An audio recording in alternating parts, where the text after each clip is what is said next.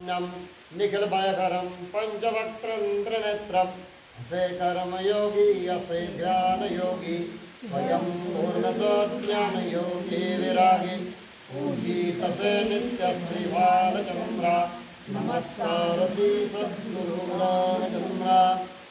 बुद्धिदाता भालचंद्र गजानन पूर्णवादाचार्य परम पूजनीय जीवन सम्राट सद्गुरु डॉक्टर रामचंद्र महाराज पूर्णवाद वरविष्णु शिक्षवत्सल सद्गुरुनाथ विष्णु महाराज सती सौभाग्यवती मनधर्मिका माता सती सौभाग्यवती विमल माता आदरणीय पूर्णाचार्य गुणेश दादा आदरणीय प्रज्ञावंत डॉक्टर लक्ष्मीकांत दादा मोक्षश्री विभूताई व ज्यांच्या कृपा छत्राखाली आपण हा अभ्यास करतोय ते ऋषीवारी या कैलासवासी बापूसाहेब नगरकर व ज्यांच्या पुण्याईनं मला या अभ्यासाची संधी मिळाली ते माझे वडील तीर्थरूप कैलासवासी आनंद नित्याच्या सभेप्रमाणे आपण आजच्या 8व्या अध्यायाच्या मंगलाचरणाच्या एक पाच ओळी घेऊ।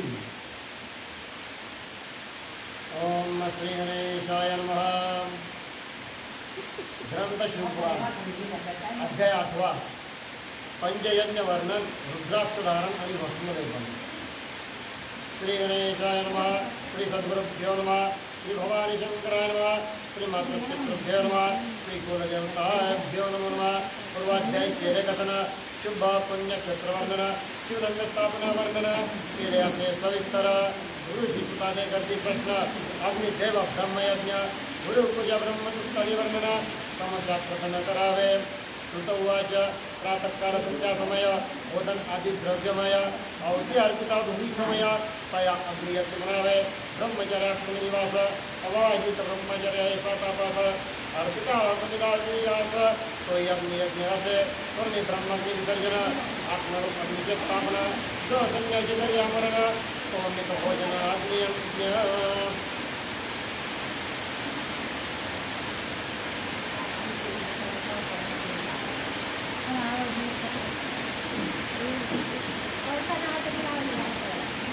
आज आमच्या काकूंकडून थोडं गंगाधरण राहिलं म्हणून तिच्या शिवानं त्याच्या मस्तकात बाजूला मोठा प्रचितीचा परमार्थ आहे।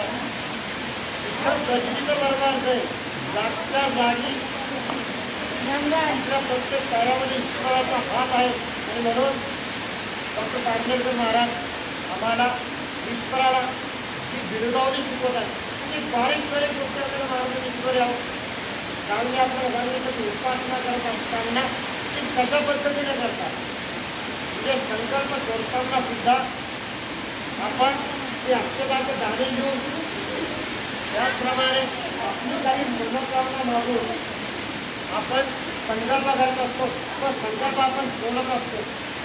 तदनंतर जेव्हा आपली उपासना होते जेव्हा आपली उपासना पूर्ण होते तेव्हा त्या इष्टदेवतेला थोडासा नैवेद्य आपण दाखवावा।